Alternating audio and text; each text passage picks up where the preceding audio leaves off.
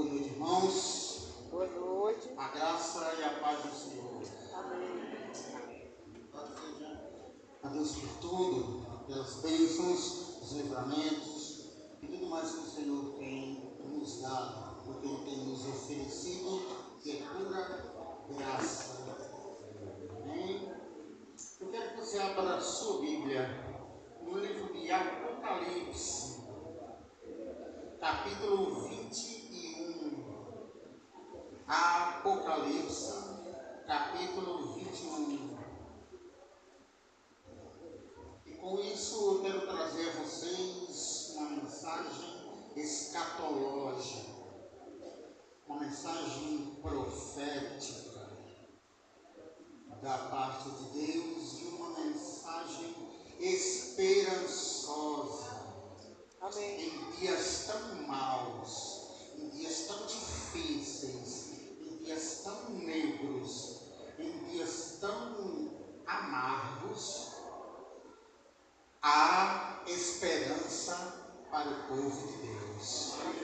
Amém? Amém. Há esperanças gloriosas para o povo de Deus. E essas esperanças, elas não podem ser esquecidas nem apagadas do coração dos cristãos. Amém, irmãos? A missionária Gleice já ministrou isso aqui quando falava, se vocês perceberam, quanto às bênçãos de Deus, que são muitas e que nós não devemos esquecê-las. E principalmente, irmãos, esse texto aqui, que nós estamos lendo, nós estamos falando aqui na sala dos jovens sobre antropologia, nós estamos falando, Alex e eu estamos tratando sobre esse assunto, mas é tão maravilhoso o conteúdo dele que eu quero trazer para os irmãos aqui. Os irmãos ouvirem e desfrutarem das promessas de Deus. Diz assim a palavra do Senhor: então vi novos céus e nova terra, pois o primeiro céu e a primeira terra tinham passado e o mar já não existia. Vi a cidade santa, a nova Jerusalém, que descia do céu da parte de Deus, preparada como uma noiva adornada para o seu marido. Ouvi uma forte voz que vinha do trono e dizia: agora o tabernáculo de Deus está com os homens, com os quais ele viverá. Eles serão os seus povos, pois o próprio Deus estará com eles, e ele será o seu Deus. Ele enxugará dos seus olhos toda lágrima. Não haverá mais morte, nem tristeza, nem choro, nem dor, pois a antiga ordem já passou. Aquele que estava sentado no trono disse: estou fazendo novas todas as coisas. E acrescentou: escreva isto, pois essas palavras são verdadeiras e dignas de confiança. Disse ainda: está feito. Tetelestai, está consumado. Eu sou o Alfa, o Ômega, o princípio e o fim. A quem tiver sede, darei de beber gratuitamente da fonte da água da vida. O vencedor herdará tudo isto, e eu serei seu Deus, e ele será meu filho. Mas os covardes, os incrédulos, os depravados, os assassinos e os que cometem imoralidade sexual e os que praticam feitiçaria, os idólatras e todos os mentirosos, o lugar deles será no lago de fogo, que arde com enxofre. Essa é a segunda morte. Amém? Irmãos, estamos vivendo, como eu já disse, em tempos muito difíceis. O mundo está corrompido. Total. O mundo está corrompido. E eu não vou fazer porque a nossa igreja não faz politicagem.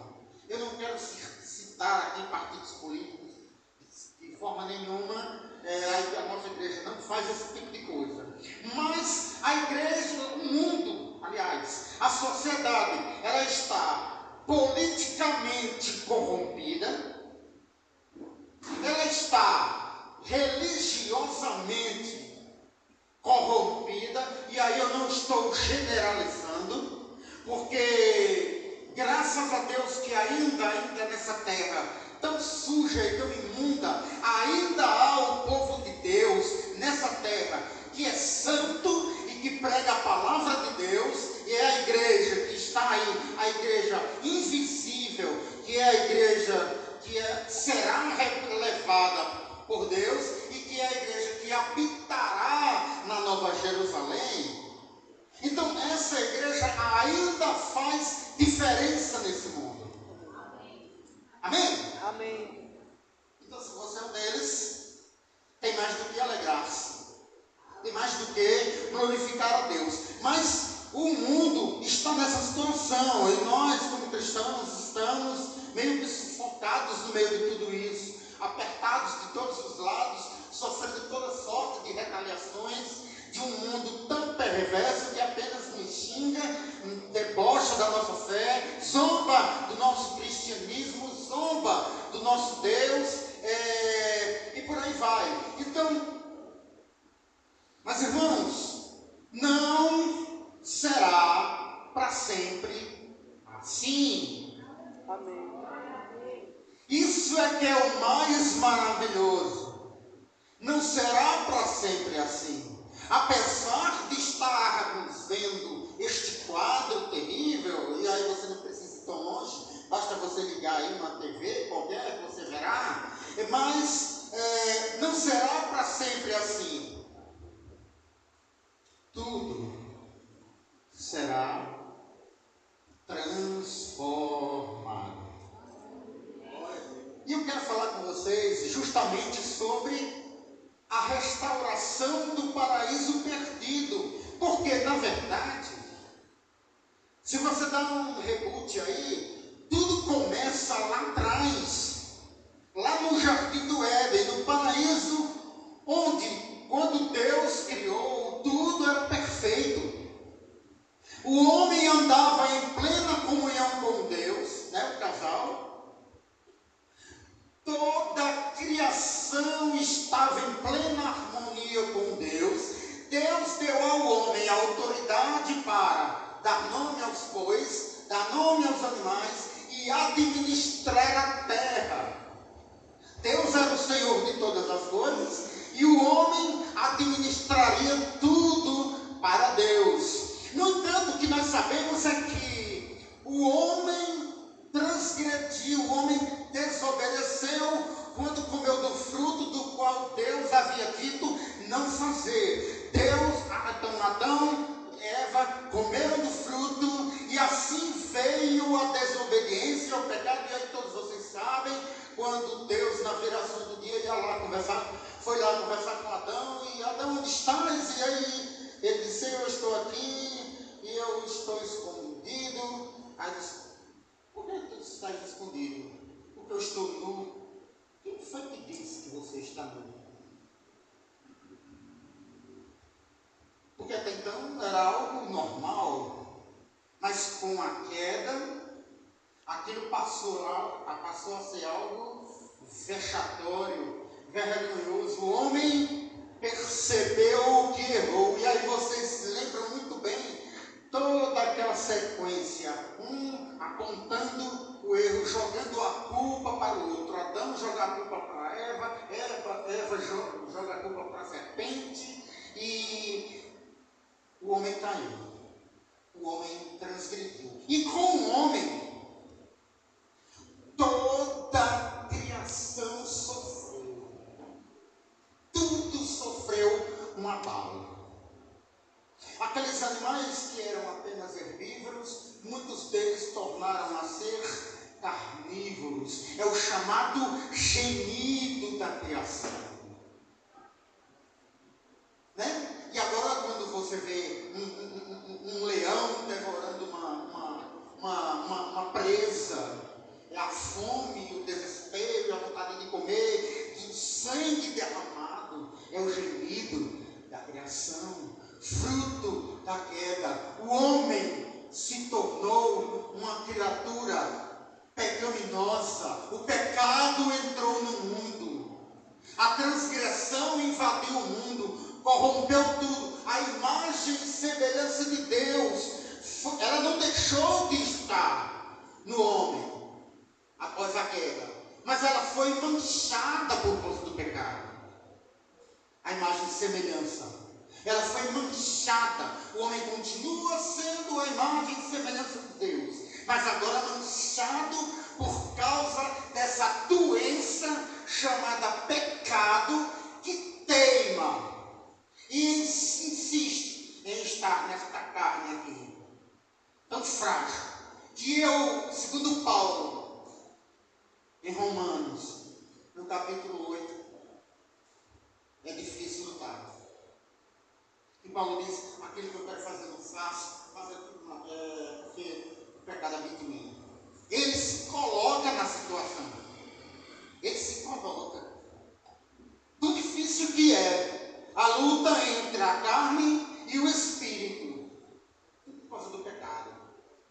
Oh, irmão, como é difícil, né? A guerra, você sabe disso muito bem. Você luta contra isso. Você sabe do que eu estou falando. Como é complicado vencer. Você é espiritual. Você nasceu de Deus. Você tem o Espírito Santo habitando dentro de você. Mas ao mesmo tempo, nós temos uma natureza pecaminosa, que faz com que a gente erre. Nós não somos mais, glória a Deus, escravos do pecado, como os demais que não temem a Deus. Mas pecamos. Eu estava até contando para minha esposa que eu já contei isso aqui, não vou contar mais. Eu trabalhei faz alguns anos atrás. Eu não era funcionário público, eu trabalhei numa fábrica. E a fábrica estava lá com os problemas de produção, e a produção parou, e eu decidi passando a madrugada toda, só batendo cabeça, jogando conversa fora.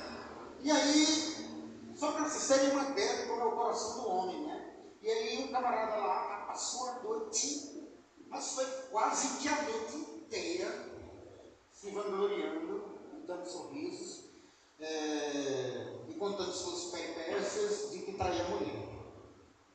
E eu estava calado, não disse uma só palavra, até que ele me envolveu. Eu não lembro como foi que ele me colocou na situação, porque só sei que ele, tipo assim, não é, Wellington? Tipo assim, não é legal? Aí eu peguei e falei: não é. Aí eu falei: olha, você acha que você é mais homem do que qualquer um que está aqui por causa disso daí? Não é. Sabe o que você é? Um ímpio que não teme a Deus. Porque inverte a coisa, bota a tua mulher aqui e você em casa cuidando dos filhos, que é o que a tua mulher está fazendo agora, cuidando dos teus filhos em casa, e tu aqui se vangloriando. Toma vergonha. Isso ele já foi puxando. Isso toma vergonha. Isso não é de Deus. Quer se vangloriar? Vanglorize ser um homem temente, fiel a Deus, que honra a sua esposa, honrar o sagrado matrimônio. Ah, tá bom, lá vem o crentão, lá vem o santo. Só quer ser santo. Eu digo: para que ele ser o quê? Ímpio eu já fui. querer ser o quê? Pior? Eu estou tentando ser melhor, filho. Pela graça e misericórdia de Deus. Mas sabe o que é isso, gente? É um retrato de alguém que não tem a Deus, de um mundo caído. Os homens pensam assim. E julgam estar certos por isso. Mas não vai ser sempre assim.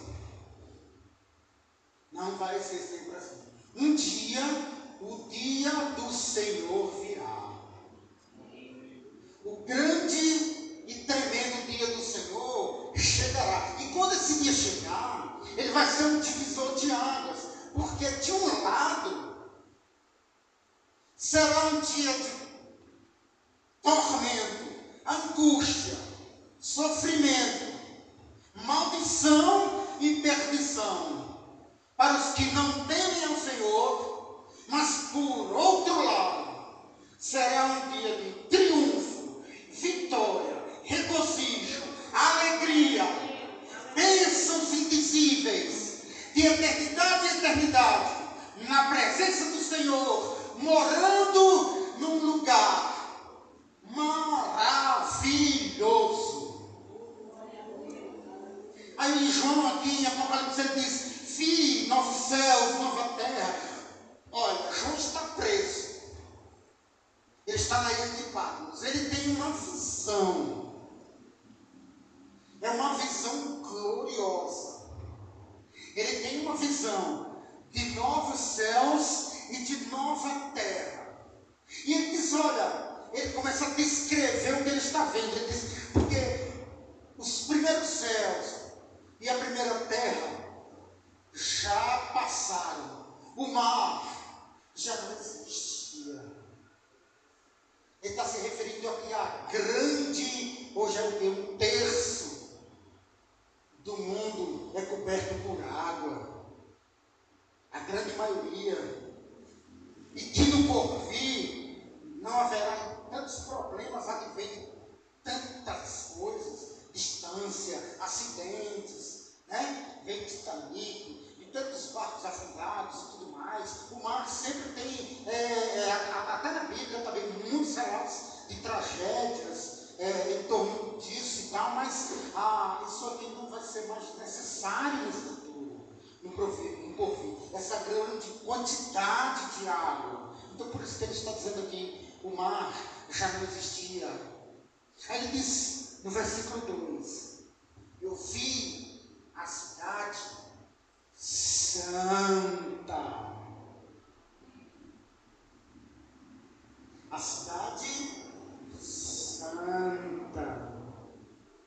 E essa visão que ele tem, ele diz que é a nova Jerusalém que descia do céu, da parte de Deus. Então, além dela ser santa, ela é divina.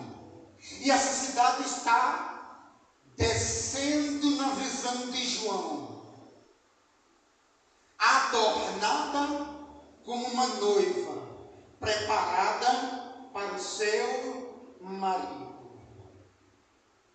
A ideia de pureza, relacionamento. Irmãos, isso é glorioso. Que visão maravilhosa. Ouvi uma voz forte que vinha do trono e dizia: agora o tabernáculo de Deus está com os homens, com os quais ele viverá. Isso é interessante, sabe por quê, irmãos? Porque, por exemplo, no Velho Testamento, Deus habitava entre os homens, não dentro deles. O povo de Deus. Deus passeava no meio do seu povo, abençoava o seu povo e estava entre o seu povo. No Novo Testamento, com a descida do Espírito Santo e a vida do Espírito Santo, após a morte de Cristo, quando ele disse que viria E aí ele diz lá no João 14, é uma promessa gloriosa, né? Que ele diz. Ele diz, irmãos, não se turbe o vosso coração. Crede em Deus, crede também em mim. Na casa de meu pai há muitas moradas. Se não fosse assim, eu vos teria dito, vou preparar-vos lugar. E quando eu for e vos preparar lugar, virei. Aleluia.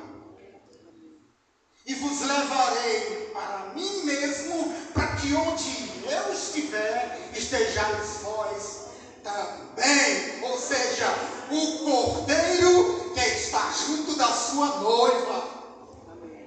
É para isso que ele foi preparar essa grande cidade maravilhosa, esse lugar glorioso que é santo e que é da parte de Deus. Aleluia. Estará conosco para sempre. E ele diz, olha, e aí vem o Novo Testamento. Aí quando vem o Paracletos, o Espírito Santo, ele vem agora habitando nos homens. Os homens agora são o templo de Deus. Amém? O seu coração é um altar ao Senhor. É um templo onde o Espírito Santo habita. Então vê a diferença. No passado Deus estava entre os homens, mas não habitava internamente neles. Mas no novo, na nova aliança, Deus habita dentro do homem, fazendo dele um tabernáculo. Porque na época o tabernáculo era uma tenda móvel. E você agora é o tabernáculo de Deus. Mas, irmãos, olha que interessante. No porvir, na Nova Jerusalém. Agora, por que você precisa ser templo? Por que você precisa ser tabernáculo? Por causa do pecado.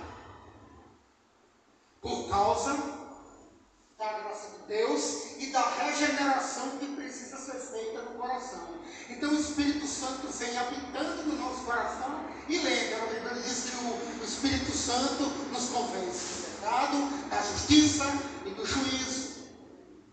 Ele nos guia, amém? Ele nos guia, ele nos orienta. Então, em razão da nossa fragilidade, da nossa natureza caída, o Espírito Santo habita em nós. Mas, irmãos, o que é a natureza que a Bíblia nos diz? O que a natureza espera? A regeneração dos filhos de Deus, ou a revelação dos filhos de Deus. Redenção, a palavra melhor. A redenção dos filhos de Deus. A natureza geme em busca da redenção, porque todas as coisas precisam esperar a redenção. A redenção do homem para habitar e aí a Jerusalém. E é por isso que a graça está sendo trabalhada, é por isso que o Espírito Santo habita no nosso coração, é por isso que a igreja está aqui, é por isso que os que já morreram em Cristo estão dormindo o corpo, a alma está com Cristo, estão acordados. Tá? Não existe som da alma não, tá bom? Isso é doutrina de outras igrejas por aí. Não existe som da alma nem aniquilação. Existe consciência plena após a morte, tá bom? Se eu estou falando isso, sabe porque teve um irmão aqui, não vou dizer meu nome correto, teve um irmão aqui que perdeu a mãe. E aí alguém, não de má vontade não, tá gente? Mas é porque a pessoa não soube explicar ele, aí foi dizer para ele assim, irmão, fica tranquilo, não se angustia não, tua mãe dorme no Senhor, tua mãe dorme. E ele, né, ele conversando comigo, aí ele narrou essa história, eu disse, sim, irmão. A pessoa que me falou, a irmã que me falou, disse que a minha mãe dorme no Senhor. Eu disse, não, irmão, eu tenho notícia melhor para você. Tua mãe está viva, consciente. Ele, não, o bicho dele caiu, né? Ele digo, a sua mãe está consciente. Está na glória do Pai. Viu? Acordada. O corpo está em repouso, mas ela está viva na presença de Deus. Isso é melhor do do que estar inconsciente. Aí tá, então muito melhor. Isso aqui não deve não. Ela disse, não, mas não vá repreender a irmãzinha, não. Porque talvez ela não esteja instruída na questão, tá? Mas sua mãe está viva para a glória do Senhor.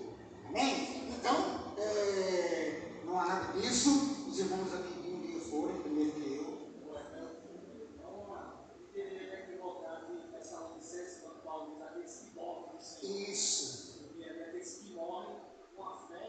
Isso. Exatamente. A ideia de morrer aí, né, é porque dormiu em Cristo, descansou em Cristo. E não morrer no sentido de deixar de existir ou estar em estado de esquecimento ou de dormência. Não. A Bíblia deixa muito claro isso, que o assunto não é esse, mas deixa muito claro que existe plena consciência após a morte. Glória a Deus por isso. Mas é bem lembrado, pastor. É isso mesmo, a ideia é essa. Interpretação equivocada de dormir. Tá? Então, assim, olha só, irmãos. Então, o que vai acontecer no futuro? Quando da Nova Jerusalém descer do céu, esta cidade santa maravilhosa, descer do céu, e todos os remidos do Senhor que estarão habitando nela, não precisam mais deles serem tabernáculo, porque Deus já está lá. Amém? Você entendeu isso? Não é necessário mais. Você já terá a presença dele gloriosa. E não tem templo, olha no versículo 22. Eu não vi templo na cidade, pois o Senhor Deus poderoso e o Cordeiro são templo. Não precisa disso. Ele é o templo. Jesus é o templo. Agora, o tabernáculo de Deus está com os homens, com os quais ele viverá. Eles serão seus povos. O próprio Deus estará com eles e ele será o seu Deus. E aí Alex falou aqui domingo passado. Olha que coisa maravilhosa, irmãos. Ele enxugará dos olhos toda lágrima. Amém. Ou seja, eu sei que muita gente aqui passou, eu também já passei um bocado de perrengue na minha vida. Eu sei que muita gente aqui já passou por coisas muito difíceis na vida. Coisas difíceis demais. E que talvez possa estar dizendo, eu espero que não, mas possa estar dizendo, eu não suporto mais, eu não aguento mais, e para mim é o fim. Não, irmão. Tem coisas mais gloriosas. Os olhos serão enxugados. Não haverá motivos para choro. só haverá alegria, regozijo, gozo, bênçãos. Aí ele diz, ó, não haverá mais morte. Não haverá mais morte. Não vão haver enterros passando. Muito menos morte espiritual. Não. Na Nova Jerusalém, negativo. Tudo isso será instituir a morte. Né, Alex? A gente escutou domingo passado. A morte aqui no caso para o ímpio, é uma coisa terrível. É algo assombroso. Mas para o cristão, ele é um trampolim para a vida eterna. Aquilo que você já pôs aqui na presença do Senhor, a morte é um trampolim para você ir experimentar vivamente a glória de Deus. Então, nós como cristãos, e ela perguntou na sala lá, e tem medo de morrer aí? E eu pergunto agora também. Os irmãos têm medo de morrer, vai botar a mão aí.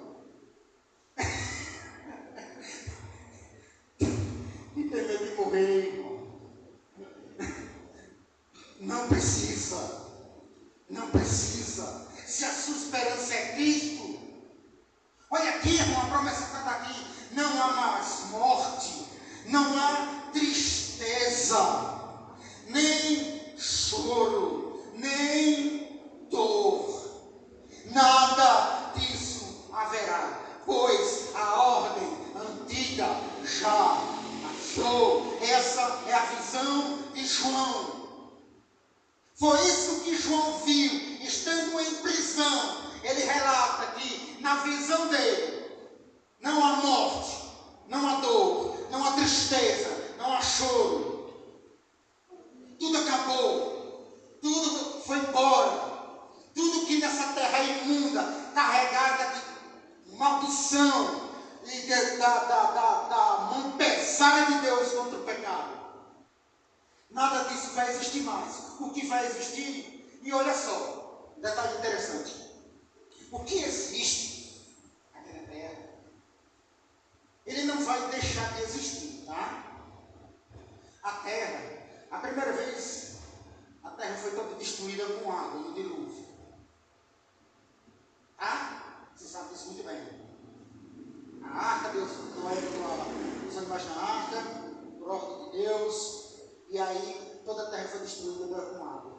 A próxima vez será com fogo.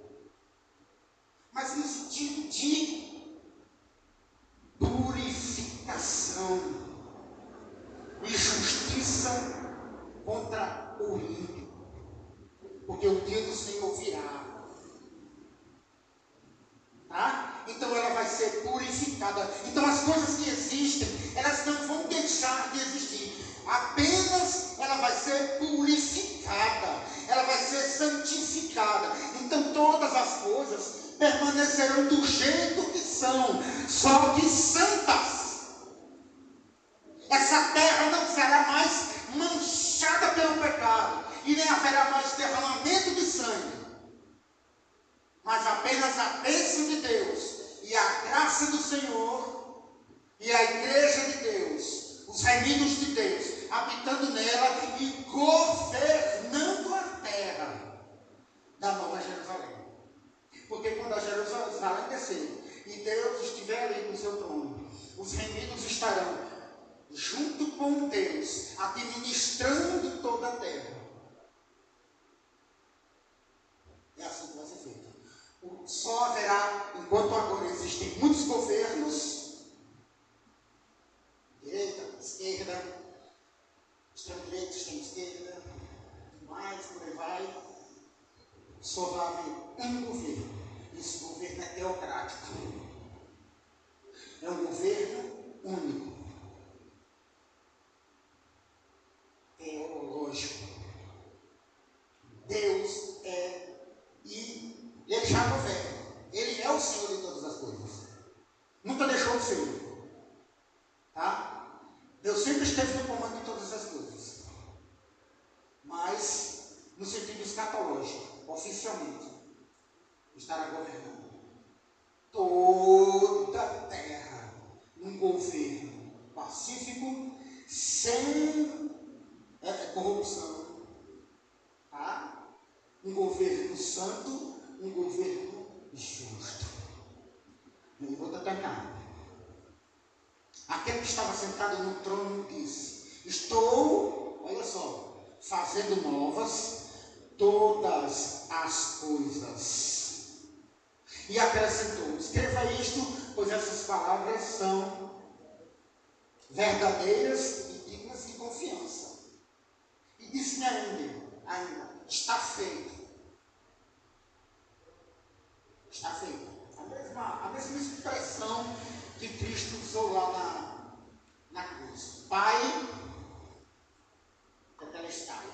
está consumado. Está a obra, não mais a obra da redenção, porque ela já foi, mas a ordem das coisas estabelecidas, tudo está feito. Eu sou o Alfa, eu sou o Ômega. Primeira letra do alfabeto grego, última letra do alfabeto grego. Deus está no começo de todas as coisas e Deus está no fim delas. E quando eu digo no começo, não que ele teve um começo, mas a criação dele, ele estava lá. A Trindade estava lá. Ele estava no começo e no fim de todas as coisas. No governo estabelecido, na cidade santa. O princípio e o fim. A quem tiver sede, darei de beber gratuitamente da fonte da água da vida. O vencedor. E aqui, nós lembramos muito bem das 7 igrejas da Ásia, onde cada uma delas, ao final de cada uma delas, escreve: ao que vencer, ao vencedor. Ele repete aqui: ao que vencer, herdará tudo isto. Tudo isto. E eu serei seu Deus, e ele será o meu filho. Pode vender, pastor Washington. Mas, agora, olha só, para finalizar, pastor Washington vai vir bem devagarinho. Quem não vai ter direito a nada disso? Covardes, incrédulos, depravados, assassinos, os que cometem imoralidade sexual, os que praticam feitiçaria, os idólatras, todos os mentirosos. O lugar deles será no lago de fogo, que arde com enxofre. Esta é a segunda morte. Quem não tem direito à vida eterna, quem não tem direito à árvore da vida, à cidade santa, todo esse povo aqui, mentirosos, adúlteros, imorais e tudo mais. Mas a igreja santa triunfará com Cristo, estará na glória, eternamente com Cristo. Amém?